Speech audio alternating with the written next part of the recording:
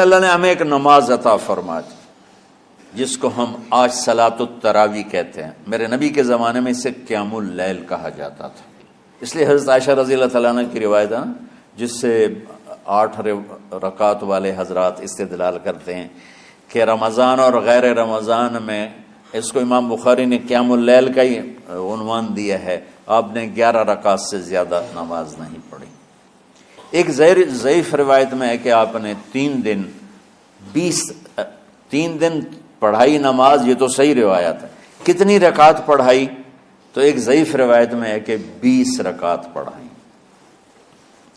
اچھا، ضعیف روایت سے عبادت ثابت نہیں ہو سکتی حکم شرعی، تو جب حضرت عمر رضی اللہ تعالیٰ عنہ نے سب کو، اب میرے نبی کے دور میں 3 دن کے بعد آپ تو آئے نہیں کہ کہیں فرض نہ ہو جائے، تو صحابہ اپنے طور پر قرآن سنتے تھے ٹولیوں میں۔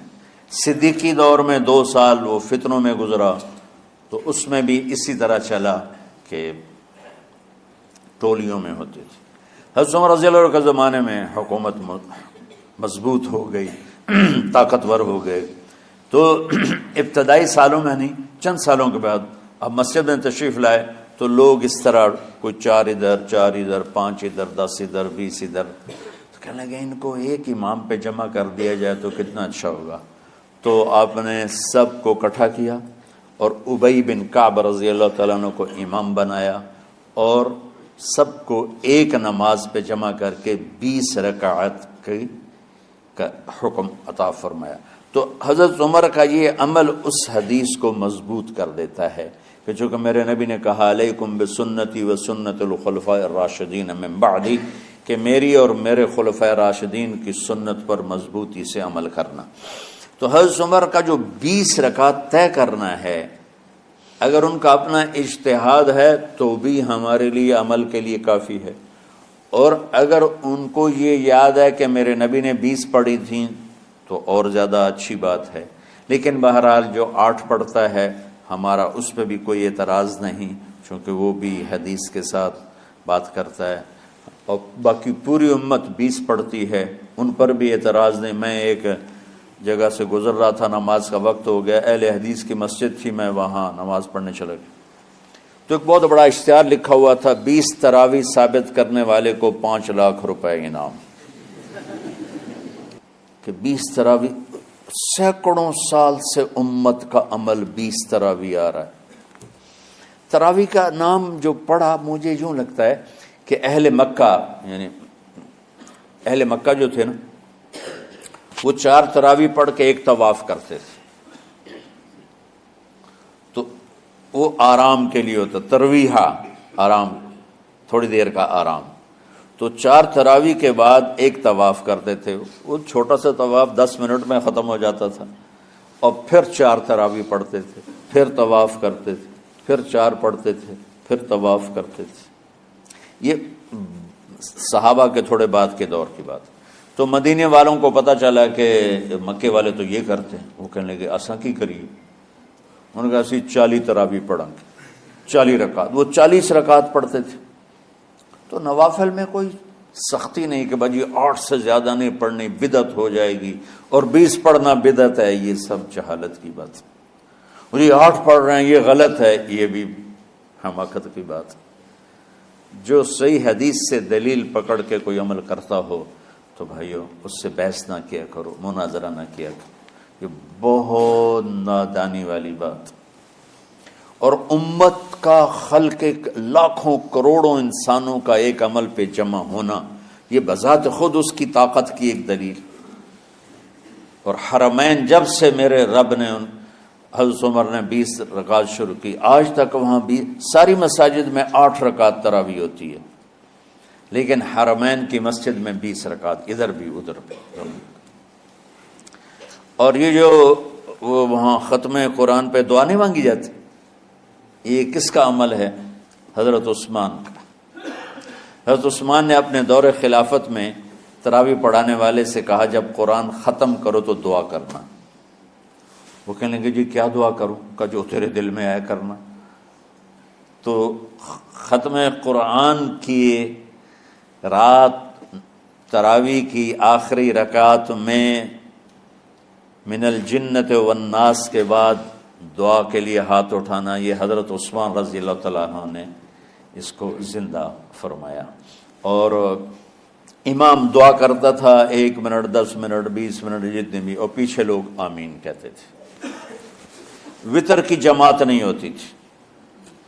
وطر کو باجماعت حضرت علی رضی اللہ تعالیٰ عنہ نے شروع کی کہ وطر کو بھی باجماعت پڑھا جائے. تو یہ ان کی سنت ہے کہ وطر کو باجماعت پڑھا گیا. تو اب یہ لہٰذا یہ سارے سنت جو کام ان خلفائے راشدین سے ہوا وہ بھی سنت ہے. تو اللہ نے ہمیں ایک عبادت دے دی کہ میرا قرآن پڑھو اور سنو. پہلی امتوں کو تراویح کیوں نہیں تھی یا قیام اللیل کیوں نہیں تھا؟ کہ ان کو اپنی کتاب یاد ہی نہیں ہوتی تھی. وہ اپنی کتاب کے حافظ نہیں ہوتے تھے، وہ اپنی کتاب یاد ہی نہیں کر سکتے تھے، صرف نبی کو یاد ہوتی تھی. اللہ نے ہمارے لیے کتنا آسان کر دیا کہ 7 سال کے یہ چھوٹے چھوٹے بچے قرآن یاد کر رہے ہیں، 70 سال کا بوڑھا قرآن یاد کر رہا ہے.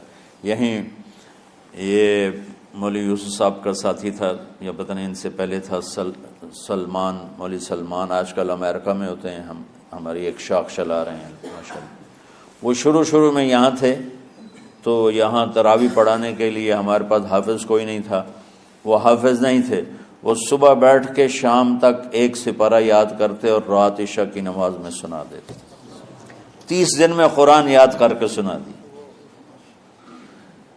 مطلب یہ سنی سنائی بات نہیں، ہمارے اسی حسنین، اسی ممبر اور محراب کی بات کہ یہیں اسی مسجد میں انہوں نے صبح سے مغرب تک یاد کرتے تھے اور پھر عشاء میں کھڑے ہو کے سنا دیتے تھے.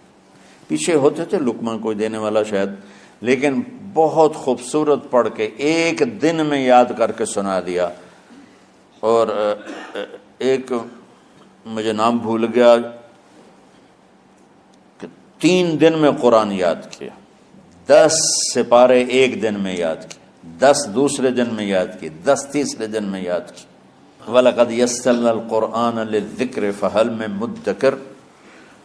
تو اللہ تعالیٰ نے اس کو نصیحت کے لیے بھی آسان کیا ہے اور یاد کرنے کے لیے بھی آسان کیا ہے. کوئی کتاب پہلے یاد نہیں ہوتی تھی کسی کو.